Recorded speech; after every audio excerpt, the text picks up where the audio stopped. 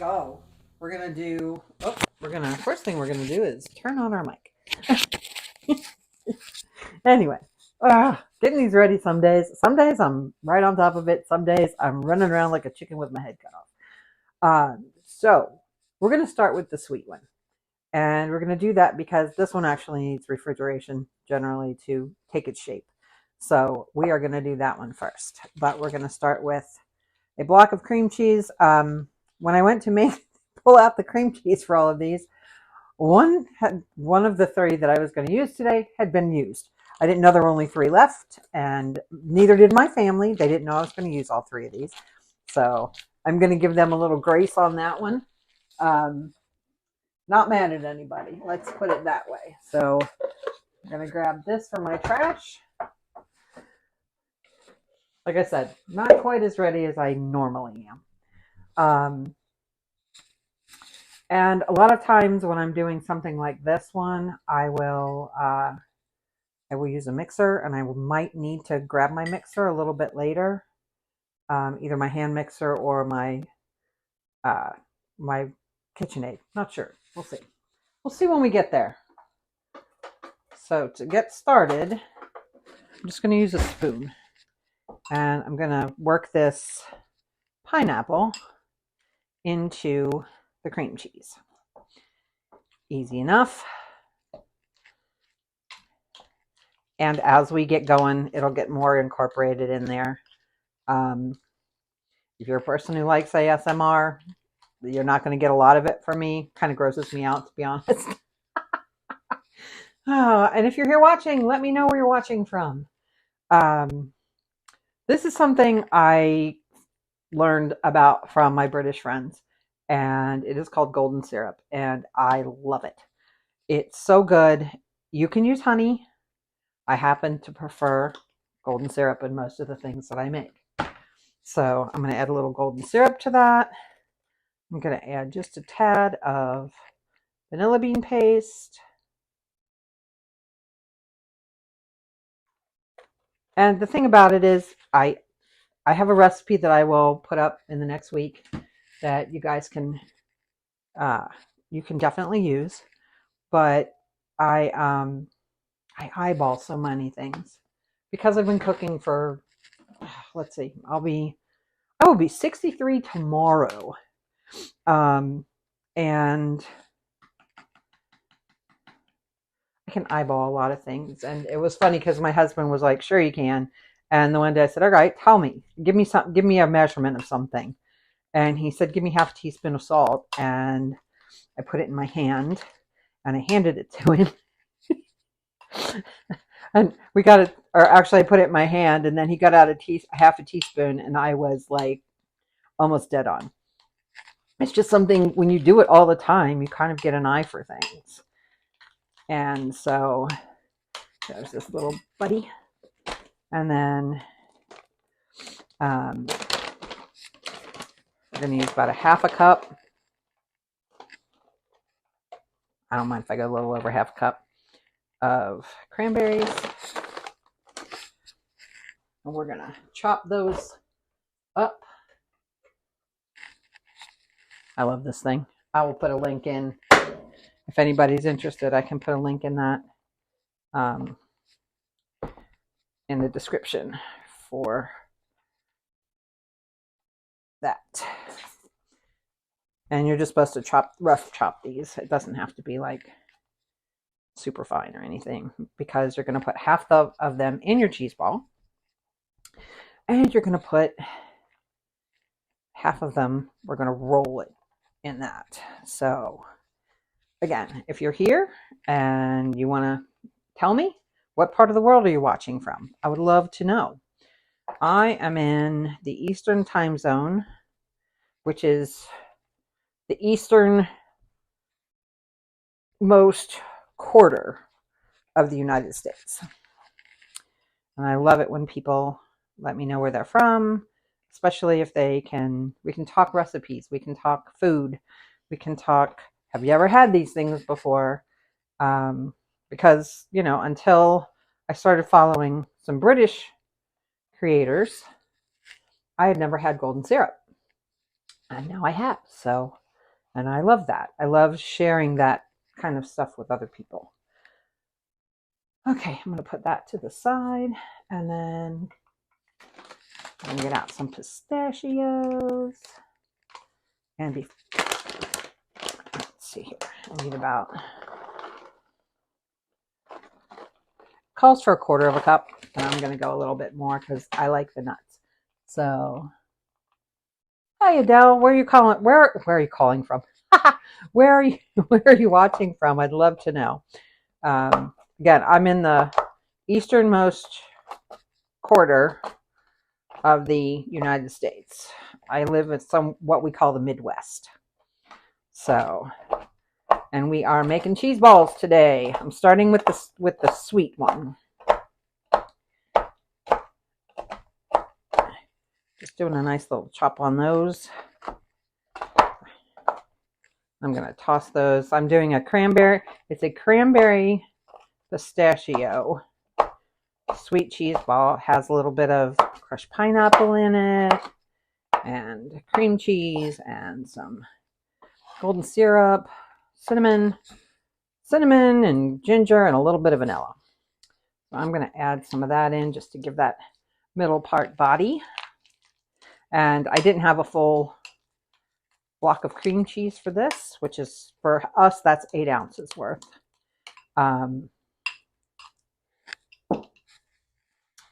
My secret, I use these a lot. They're biodegradable. That's why I love them. So keeps my hands from getting too messy. Usually they're outside, but we forgot to put them outside. So those are one of my 2 dogs. I have rescue dogs. One is he is a Chihuahua mix, some kind. We're not sure. I think it's Pit Bull Terrier, to be honest. But he's bigger than a Chihuahua, but he's much smaller than a Pit Bull. And then my other dog, who is not really my dog, to be honest. I'm gonna step out of frame for 1 second. My other dog is a rescue. She was a street dog, and she belonged to my son. And when he and my daughter-in-law had their child, she didn't take too well to that, being not,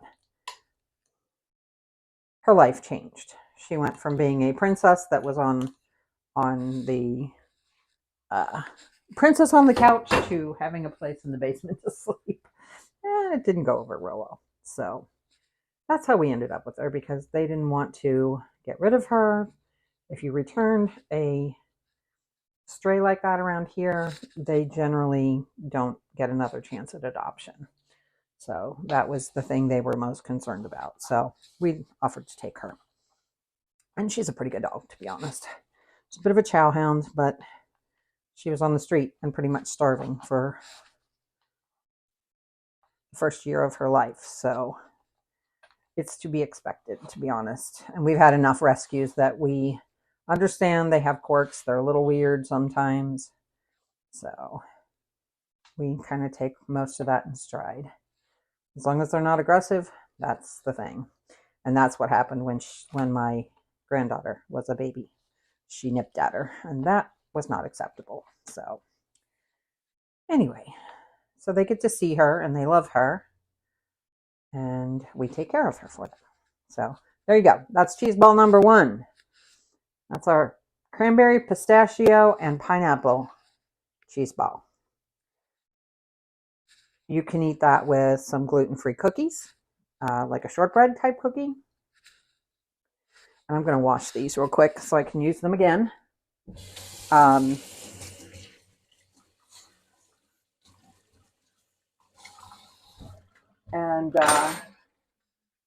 If you want to do something sweet, if you want to do something a little more on the savory side, you could do a, this is so good. I'm going to try it. Yep. I like it to be just a little bit tangy because of the cream cheese, but just enough sweet that it it doesn't border on savory. Let's put it that way. So again, when you do stuff from home, you get a little leeway. I'm going to clean off this knife.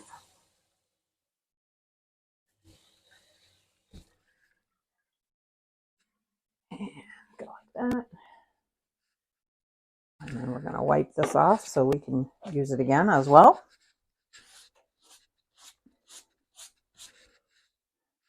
If I was cooking for other people, I would be washing everything in between. But I'm just cooking for us, or making for us, I guess I should say.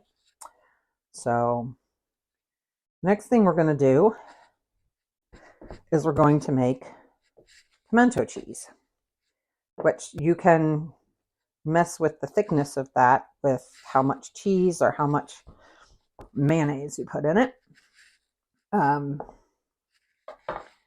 going to go ahead and just shred up this whole thing. And I just realized, hey, IT guy, I got the wrong blade in here. Can you grab me the right blade? I'm probably only going to need about 8 ounces of this, but I have 16 ounces of cheese. Yeah, it's in the white cabinet in there. And while we're waiting, I'm going to go ahead and I'll just put all this stuff back away. Get it out of my way. Put this in the trash bucket. And I'm going to put this in the sink to get it, or on the sink to get it out of the way. All right, a little more breathing room. So that's always good.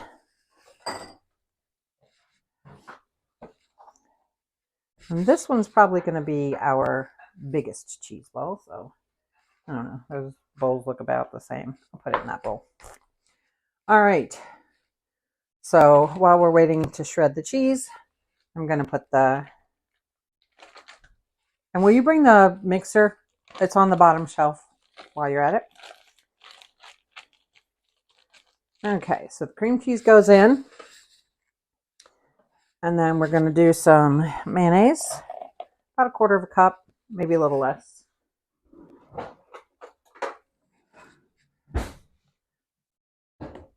And that one I'll use my mixer for. Let's see, that's about 1/4 cup. I'll leave that there in case I need more.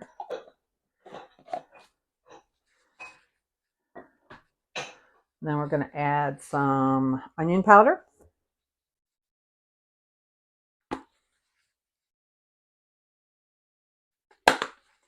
And we're going to add some garlic powder.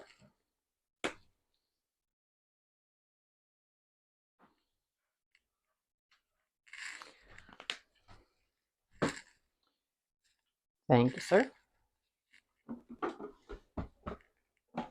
My IT guy also happens to be my son.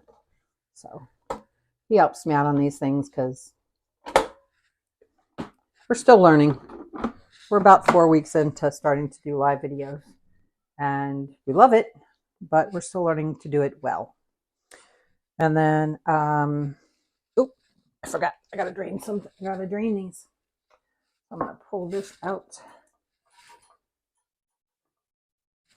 Grab a little bowl here.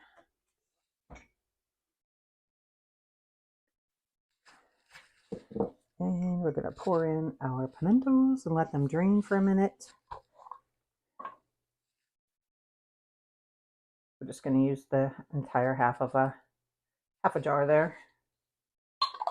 But we're gonna let that drain while we're working. And I think that's everything we need except for salt and pepper. So I'm gonna grab some salt. I'm not gonna add salt, but I will add some pepper to this.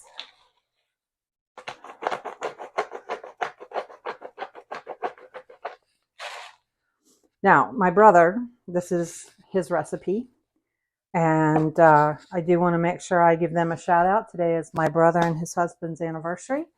Technically, it's their 7th anniversary. They've been married 7 years, but they've been together a very long time. So I want to wish them a very, very happy anniversary. Okay, so let's listen. If you can buy pre-shredded cheese if you want, but most of the time that's what I use. But for this particular recipe, I don't. I shred my own because it just it gets in there better. I don't know why. I don't know what makes it work like that, but it does. So I'm going to shred this, and it shreds it in no time. Watch this. 16 ounces of cheese. Block number 1.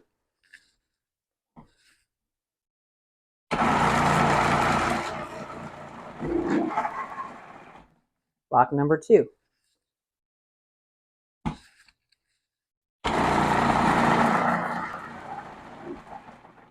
Block number 3. And the truth is, if you want to just take your time and you want to just go slow, that's fine too. Some people, that's what they want to do. And I think that's what they should do. Today, we're going a little faster. We're not in a hurry. We're just going a little faster. That's all. And you get to pick the little pieces off and snack.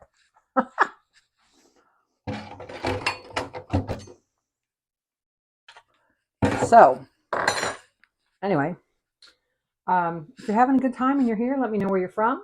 And remember to subscribe so we do more of these. But don't choke myself here. That you can join us and we can talk all things food. Now, I eat gluten-free. That's why it's called gluten-free from the 513. But I also very much try to just cook gluten-free instead of... Now, there will be things that I make. On Monday, I'm going to make some cupcakes. And they will be made with... I'm going to make grain-free cupcakes, actually, on Monday. They're going to be made with almond flour. So I do have some recipes that are typically, if you will, gluten-free or not gluten-free that I will adapt. But a lot of times I just try to cook naturally gluten-free. It just makes life easier, to be honest. So anyway, I'm going to get out my mixer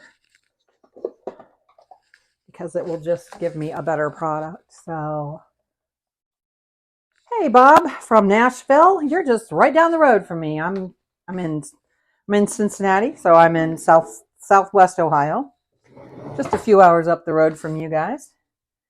I haven't been to Nashville in years. Loved it the last time I was there, though. It's a beautiful city. Not the greatest traffic, though. Y'all have some traffic, which I think is really interesting because you're smaller than we are as a city, but you have some wild traffic, I gotta say.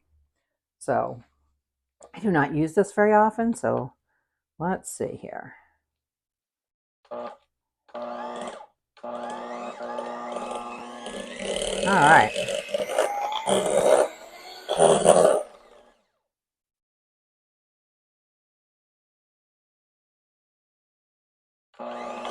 There we go. I forget which buttons are which, and they're not marked. So, Bob, I'm making pimento cheese. I was just saying this is my...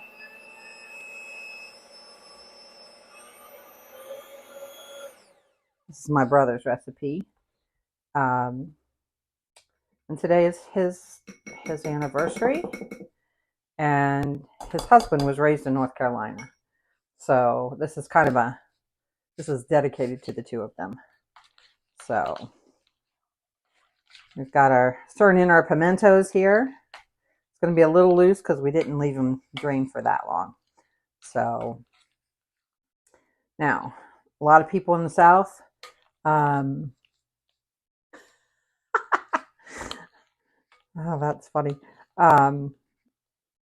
Yeah, I believe that, even crazier now. So I've driven through Nashville. I just haven't stayed in Nashville for a while. So what you do once you get this all mixed together is you start adding in your cheddar cheese. And preferably, a lot of people say it's best to use sharp cheese. I tend to use a sharp cheese as well, but all I had today was medium sharp. So that's what we're getting today, just because that's what I had. And it needed to be used. So, But what you do is it's an eyeball thing, or it's a texture thing. It's what you like best. Um, some people love a lot of cheese. Some people don't like a lot of cheese. You just put it in till you're happy. So that's the way I look at it. And again, this is one that you can make it the day before and let it sit and let all the flavors come together. And I think sometimes that's better with a cheese ball, is that you give it time for the flavors to all meld together. I am going to go with a little more because I just feel like I need to do that. So, okay. So Bob, if you're still with me, are you born and bred in Nashville? Are you from Tennessee originally, or are you a transplant? Because transplant, I sound like I'm from Northern Ohio saying it that way. Transplant. So it's funny because people from Northern Ohio think that I sound Southern. And people from the Northeast think that I sound Southern. And people from the South think that's hilarious, that they think I sound Southern. I do have one Southern trait, very Southern trait. I do say y'all because I think it's a great word. I think y'all is a just a nice word rather than hey you. Saying hey y'all sounds way better than hey you. Anyway, so all right, now we have this all stirred in, and you can do a couple of things here. You can just leave it as is, or, which I'm going to do right now, we can roll it into a ball shape, and then we can roll it in more cheese. Or you could roll it in crushed up pecans or walnuts. Pecans are a great one if you're in the South because generally you can get them fresh. Walnuts, I tend to find walnuts a little bitter, but I found out a really cool thing to do with walnuts. If they taste bitter to you, you soak them in water. And buddy, let me tell you, you soak those in water and the water turns brown. And it pulls out all those, because there's tannins in the nut, and it pulls out those tannins. And those walnuts are going to taste, they're going to taste sweet. Isn't that crazy? If you think walnuts are bitter and you have them tasting sweet for the first time, it's going to kind of blow your mind, to be honest. So give this a taste. Make sure it tastes good. Oh yeah, that'll work. Okay. So let's get this guy covered with a little bit of extra cheese. Now, another thing my husband loves to do with this, around here anyway, pimento cheese is very popular on a burger. And we also use it for and grilled cheese. So lots of ways you can use your pimento cheese besides just on crackers. So, all right, I'm going to give that'll need some time to also just sit and relax. So that's cheese ball number 2. We're going to let that one sit and do its thing for a little bit. All right. Like I said, I've been doing these cheese balls for years, all different kinds of them. We have 3 that we make every Christmas for my husband's family. And that one, we actually make 2 of the same, but my husband has a sister that only likes stuff when it's basically plain. So we make one plain for her. And then, you know what? I'm just going to leave those in the way they are. A little bit of mayonnaise isn't going to hurt this other recipe that we're doing. Ooh, goes back in there. Forgot what I was talking about. Oh, making the cheese balls at Christmas. We make one that's the same. We use a packaged cheese spread, and then we add cream cheese to two containers of that. Excuse me. And then we, um, once again, 8 ounces of cream cheese. And then we put dried beef in one of them. Well, we pull the plain one out first, and then we add dried beef to the other one. Okay. And for those who are familiar, and I think I'm going to need it. Mr. IT man, can you get me a bottle opener?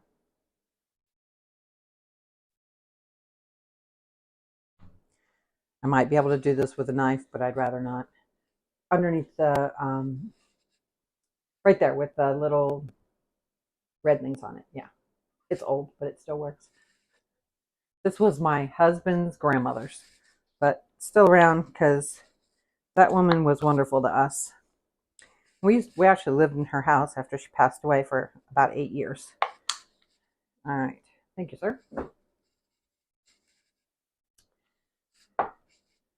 So for those of you who might not be familiar, this is called Old English spread. It's probably a uniquely American thing because we do things like that to our cheese. This isn't one we eat very often. Back in the day we did, a long time ago, when we were a little on the skint side, or when we were in a lot of debt. It was something that we could afford. That and a block of cream cheese and some crackers, and it just made for a snack, a nice snacker. Sometimes we would have this and some lunch meat for dinner, and that was what we had. So, but one container of this, one block of cream cheese, again, some garlic powder. If it's savory and I'm not putting garlic in it somehow, it's a very special thing. I love garlic. I love garlic powder. I like plain garlic. I like, just name it. I like it pretty much where garlic is concerned. So we're going to blitz that up real quick. Oh, actually, I forgot something. This one calls for Worcestershire. Now, like I said, I do gluten-free. This has been a raging debate, and just before anybody comes for me, in the United States, it is gluten-free. I'm not sure why it's here and not other places, but Liam Perrins is gluten-free. So, because I know people have gotten into fights online over that stuff, which I think is hilarious, but, whatever. We're going to start this on a 2. And we're going to go down to 1. We're going to go back down to 1 because it's throwing stuff everywhere. So, all right. If you're from the United States, do you eat Old English cheese? And if you're not, have you ever even heard of it in a little pot like that? Just curious. If anybody wants to pop it in there. Or if you want to tell me what's your favorite kind of cheese. Because we all have a favorite.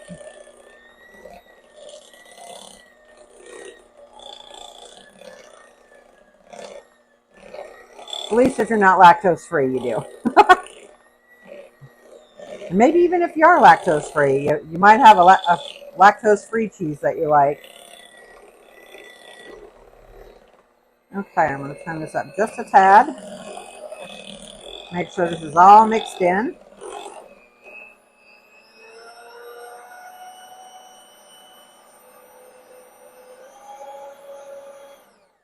Okay. I'll deal with that little bit of deliciousness later. Get that in there. All right. Now, this is another one that you can make it into a cheese ball, or you can make it into more of a dip and put it in a bowl. And I don't know that I've got a bowl that right size. I could roll that in cheese as well. So maybe I'll do that, and that'll use up the cheese.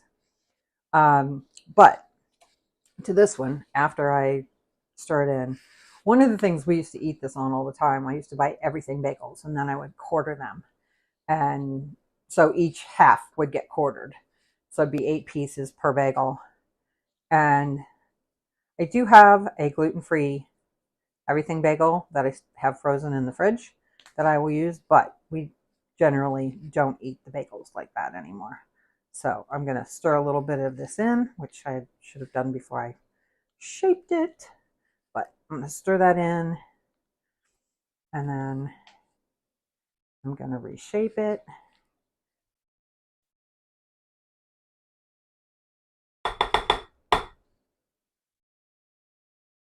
Again, the advantage of using the gloves. So, water wave. Hey, how you doing? Welcome, welcome, welcome. Let me wipe off my hand here. Ah, there it is. Okay. Then I'm going to sprinkle a little more of the everything bagel seasoning on it. And then we're going to, I'm going to pop this off of here because it'll be a lot easier if I do that. And we're going to lay down some of the cheese. We are making cheese balls today. So it is National Cheeseball Day in the United States. And we eat a lot of cheese. We eat a lot of everything, right? But we eat a lot of cheese in this country. Some people would say we don't eat cheese in this country because the quality apparently of our cheese is not up to snuff for other countries. For some other countries, I guess I should say. But cheese is a very big part of a lot of our cuisine, to be honest. And some of it is not even our, I mean, if you've been to the United States, we eat a lot of other countries' cuisines as well. So, and it is interesting that some have very little or almost no cheese at all.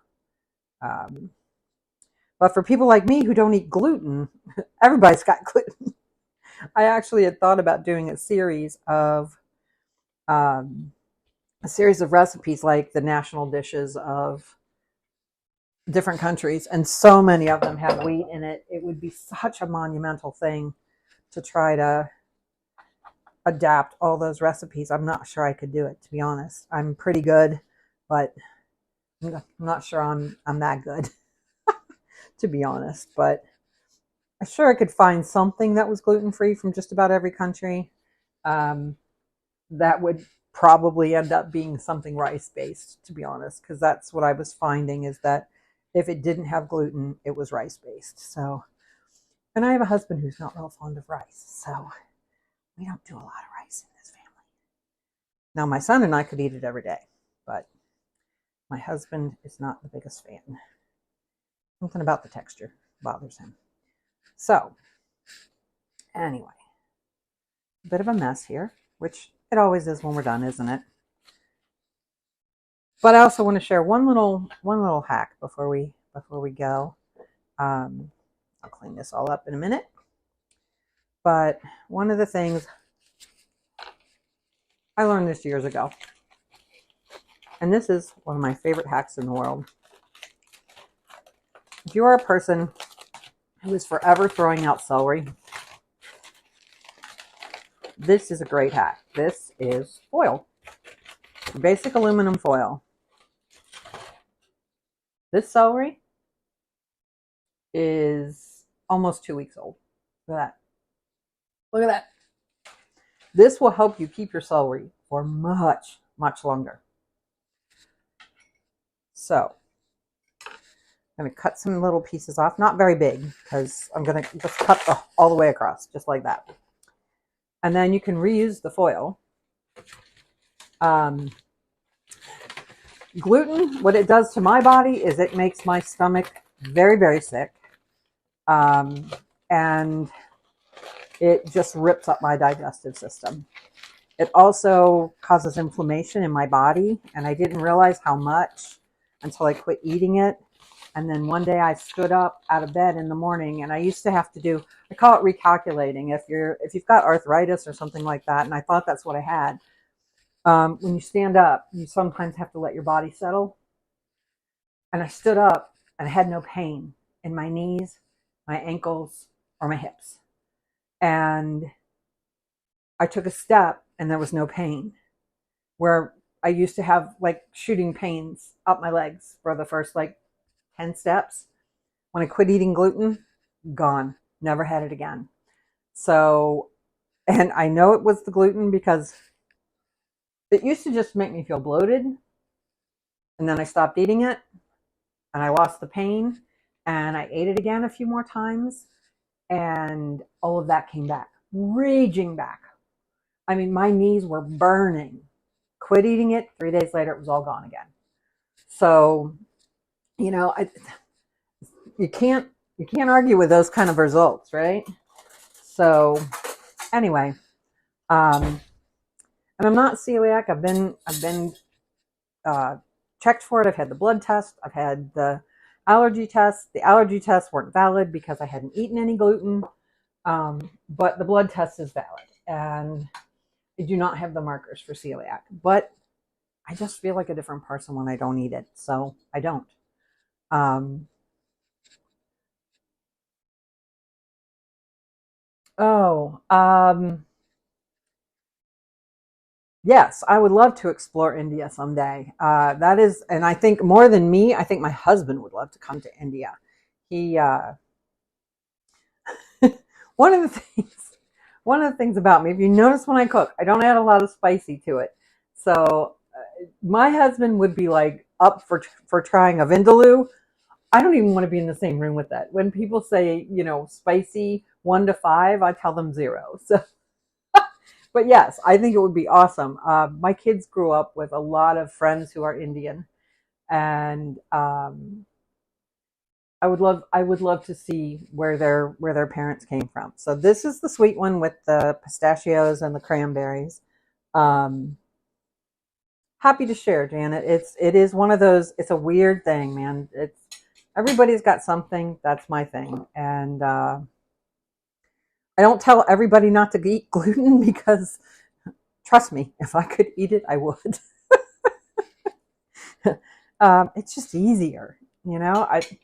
People are like, "Don't you miss it? Don't you miss this? Don't you miss that?" And I'm like, I miss those, but I don't miss that enough to risk feeling that bad again. And the last time I got gluten was a few weeks ago. Well, about 7 weeks ago now. It was right at the beginning of Lent, and because I'm not celiac, and I don't get that, I didn't get that sick normally. I got French fries from somewhere, and I didn't check. I knew it wasn't a dedicated fryer, but I'd eaten fries from there before. And for whatever reason that day, it made me sick as could be. And thank goodness somebody had recommended if you are somebody who can't eat gluten and you eat it, if you take activated charcoal, it can start settling your stomach down, especially if you're not celiac. And I took it, and about an hour later, I started to finally get some relief. And so, anyway, that was it. When you do something like that, you just reaffirm that you're like, I never want to do this again. So anyway, there is our Old English cheese. And again, the longer they sit, the better they taste. I'm going to pop all of these in the fridge, let them do their thing. And then when we eat them the next time, they'll be even better. So this is the pimento cheese. And